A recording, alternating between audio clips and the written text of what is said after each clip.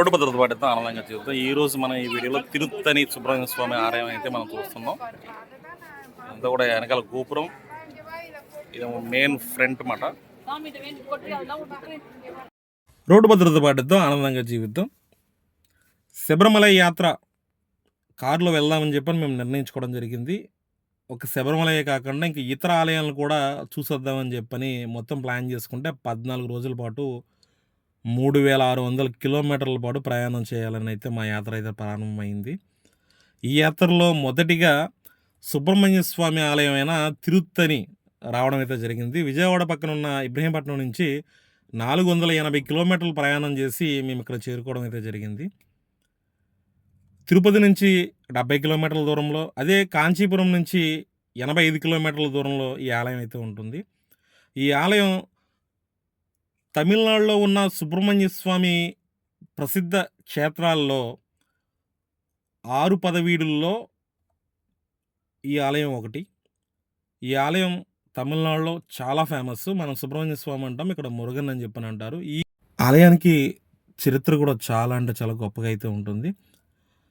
చాలామంది తిరుపతి నుంచి కాంచీపురం కానీ, కాంచీపురం నుంచి తిరుపతి కానీ వెళ్ళేటప్పుడు మధ్యలో మనకి ఆలయం అయితే ఉంటుంది.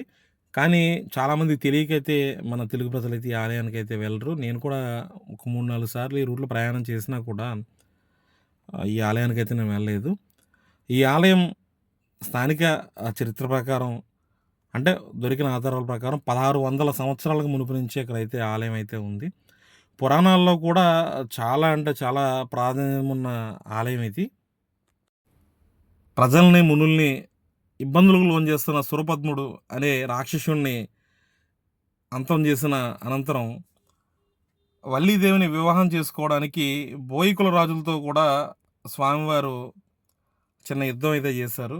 ఆ తర్వాత శాంతించిన స్వామివారు ఇక్కడ ఈ క్షేత్రంలో కొలువయ్యారని ఇక్కడ స్థల పురాణం ద్వారా తెలుస్తుంది. స్వామి శాంతించి ఇక్కడ కొలువయ్యాడు కనుక ఈ క్షేత్రాన్ని తనిగైత్ లేదా శాంతిపురం అని పేరు వచ్చింది. తనిగ అనే పదానికి మన్నించుట లేదా ఓదార్చుట అనే అర్థం వస్తుంది. స్వామి భక్తులను పాపాలను మన్నించి కటాక్షిస్తాడు కనుక ఈ క్షేత్రానికి తిరుత్తని అని పేరు వచ్చింది. ఈ ఆలయానికి రెండు వైపులా కూడా కొండలనే ఉంటాయి. ఉత్తరం వైపునున్న కొండ కొంచెం తెల్లగా ఉంటుంది కాబట్టి బియ్యపు కొండని, దక్షిణం వైపు కొండ కొంచెం నల్లగా ఉంటుంది, దానివల్ల దాన్ని గానుగ పిండి కొండ అని చెప్పని పిలవడం అయితే జరుగుతుంది. ఈ ఆలయానికి 365 మెట్లు అయితే ఉంటాయి. ఎంతో భక్తి శ్రద్ధలతో చాలామంది ఆ మెట్ల మార్గం గుండా అయితే కొండపైకి రావడం జరుగుతుంది.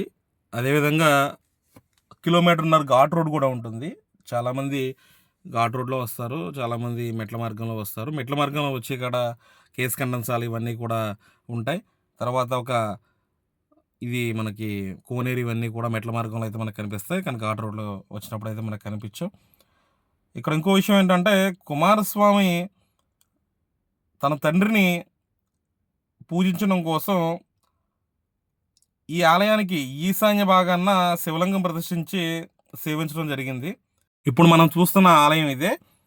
ఈ ఆలయంలోనే కుమారస్వామి తండ్రిని పూజించడం కోసం శివలింగాన్ని ప్రదర్శించడం జరిగింది. పితృభక్తికి మెచ్చిన పరమశివుడు సంతోషించి జ్ఞానశక్తి అనే ఈటను కుమారస్వామికి అనుగ్రహించడం జరిగింది. ఈ స్వామికి జ్ఞాన శక్తిదారుడు అనే పేరు వచ్చింది. అంటే మనకి తిరుత్తనిలో ఉన్న స్వామివారికి జ్ఞానశక్తిదారుడు అనే మరొక పేరు కూడా ఉంది. కుమారస్వామి స్థాపించిన లింగానికి కుమారేశ్వరుడు అనే పేరు వచ్చింది. ఇప్పుడు మనం చూస్తుందంతా కూడా ఆలయ నమూనా. లోపల మనం సహజంగా వీడియో తీయడానికి ఉండదు కాబట్టి ఇక్కడ పోతీశ్వరు తమిళనాడులో చాలా ఆలయాల్లో ఈ రకంగా ఆలయ నమూనాలను అయితే ఏర్పాటు చేయడం జరుగుతుంది. దాన్ని మనం చాలా అద్భుతంగా, అంటే ఆలయాన్ని మనం అన్ని వైపుల నుంచి మనం చూడలేము.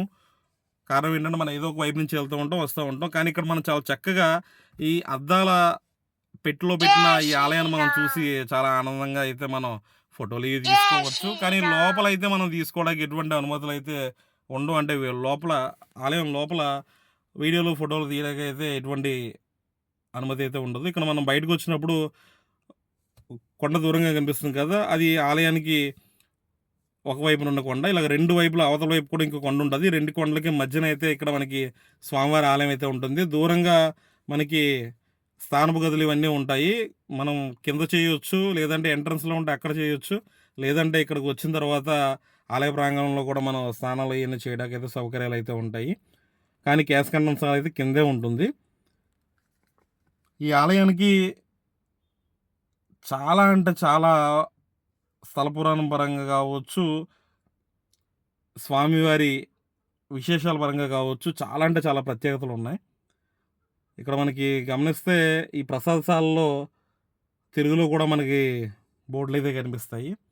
త్రేతాయుగంలో శ్రీరామచంద్రమూర్తి రావణ సంహారం తర్వాత రామేశ్వరంలో ఈశ్వరుడిని ఆరాధిస్తాడు. అదంతా మనకు తెలిసిన విషయమే. అక్కడి నుంచి ఈశ్వరుడి ఆనతి మేరకు శ్రీరామచంద్రుడు తిరుత్తని క్షేత్రాన్ని దర్శించి, ఆ తర్వాత శ్రీరామచంద్రుడికి పూర్తి మనశ్శాంతి అనేది కలుగుతది. అంటే యుద్ధం చేసిన తర్వాత ఎవరికైనా కొంచెం మనసంతా కూడా కొంచెం ఇదిగా ఉంటుంది గనక, ఈ ఈ స్వామిని దర్శించుకున్న తర్వాత, అంటే ఇక్కడికొచ్చి సుబ్రహ్మణ్య స్వామిని దర్శించుకున్న తర్వాత ఆయనకి పూర్తిగా మనశ్శాంతి కలిగిందని చెప్పని ఇక్కడ స్థల పురాణం అయితే చెప్పడం అయితే జరుగుతుంది. అలాగే ద్వాపర యుగంలో మహావిష్ణువు కూడా, అంటే మనకి అంత పూర్వం తారకాసురుడు శ్రీ మహావిష్ణువు నుంచి తన శంకు చక్రాలని చేజిక్కించుకుంటాడు. వాటిని పొందడానికి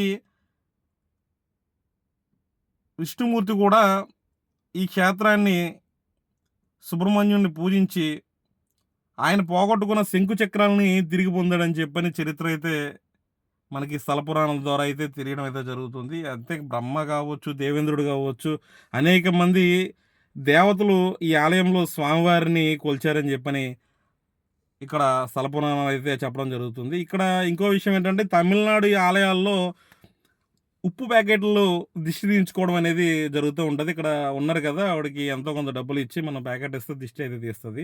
ఇక్కడ మనం చూస్తే ఆలయానికి రైట్ సైడ్‌లో ఒక కొండ అయితే ఉంటుంది. అది దక్షిణం వైపున. లెఫ్ట్ సైడ్‌లో ఒక కొండ ఉంటుంది. ఈ మధ్యలో మనకి ఆలయం అయితే ఉంటుంది. ఈ ఆలయ గోపురం నుంచి అయితే, అంటే మనకు ముందు కనిపించింది కదా! ఆ గోపురం దగ్గర నుంచి అయితే ప్రస్తుతం అయితే ఆ గోపురం గుండా అయితే భక్తులైతే గుడి మీదకైతే రావట్లేదు. అంటే కొండ మీదకైతే రావట్లేదు. ఈ పక్క నుంచి అయితే ఇక్కడ మెట్ల మార్గం అయితే ఈ పక్క నుంచి అయితే ఉంటుంది. మనకి ఇందాక 2 కొండలు అటు ఇటు అన్నాను కదా! మనకు లెఫ్ట్ సైడ్‌లో కొండ చూస్తాం. రైట్ సైడ్‌లో ఒక కొండ చూస్తున్నాం. ఇదంతా కూడా మెట్ల మార్గం. 365 మెట్లయితే ఉంటాయి కింద నుంచి పై వరకు. చాలా అంటే చాలా వ్యూ అనేది పైనుంచి చాలా అద్భుతంగా ఉంటుంది. స్వామివారి చరిత్ర ఎంత గొప్పగా ఉంటుందో ఇక్కడ ఈ క్షేత్రం కూడా అంతే గొప్పగా ఉంటుంది. సుబ్రహ్మణ్య స్వామి ఆలయాలన్నీ కూడా మనం తమిళనాడులో చూస్తే అన్నీ కూడా ఒక కొండ మీద మాత్రమే ఉండడం అయితే జరుగుతుంది. ఈ ఆలయం మనకి తిరుపతికి దగ్గరలో ఉన్నా గానీ చాలామందికి తెలియక తిరుపతి వెళ్ళొచ్చేస్తూ ఉంటాం, కంచి వెళ్ళొస్తాం. కానీ మధ్యలో ఉన్న సుబ్రహ్మణ్య స్వామి ఆలయాన్ని అయితే మనం సందర్శించుకోవడం తెలియకైతే వెళ్ళట్లేదు చాలామంది. ఈ ఈసారి నుంచి ఈ యాత్రని మనం, అంటే మనం వెళ్ళే దారిలో ఉన్న ఈ ఆలయాన్ని కూడా సందర్శించుకుంటే బాగుంటుందనేది నా ఉద్దేశం. ఏదేమైనా కూడా తిరుత్తని ఆలయం అనేది సుబ్రహ్మణ్య స్వామి 6 ఆలయాల్లో ఒక ఆలయం. ఇంకా 5 ఆలయాలైతే ఉన్నాయి. అవి కూడా ఈ టూర్‌లో అయితే నేనైతే చూపిస్తాను. ఇక్కడ మనకి రూ. 100 టికెట్ ఉంటుంది. ఫ్రీ టికెట్ ఉంటుంది. ఇప్పుడు వీళ్ళంతా కూడా ఉచిత భోజన సౌకర్యం ఉంది. దానికోసం నుంచున్న భక్తులు. ఇక తమిళనాడులో ఏంటంటే ఇక్కడ భోజనం ఉంది అంటే అది ఉదయమైనా, సాయంత్రమైనా, మధ్యాహ్నమైనా ఖచ్చితంగా అయితే భోజనం అయితే చేసి వెళ్తారు. మనం దూరం నుంచి ఘాట్ రోడ్ నుంచి చూస్తూ ఉంటే ఈ రకంగా అయితే ఆలయం అయితే మనకు కనిపిస్తుంది. చాలా అంటే చాలా అద్భుతమైన ఆలయం. ఈ ఆలయం నుంచి అయితే మేము మా యాత్ర అయితే ప్రారంభించాము. ఇక మీదట మరిన్ని వీడియోలు అయితే వస్తాయి. అవి మీకు నచ్చుతాయని నేనైతే ఆశిస్తున్నాను. మనందరం కూడా రోడ్డు భద్రత పాటిద్దాం, ఆనందంగా జీవిద్దాం. ఈ టూరు చాలా విజయవంతంగా అయితే ముగిసింది. ఈ టూర్‌కి సంబంధించిన పూర్తి సమాచారం అనేది మీతో పంచుకోవాలనే ఉద్దేశంతో వీడియోలు అయితే చేయడం జరిగింది. ఈ వీడియో నచ్చినట్లయితే లైక్ చేయండి. అదేవిధంగా నా ఛానల్ సబ్స్క్రైబ్ చేసి బెల్ ఐకాన్ ప్రెస్ చేయండి.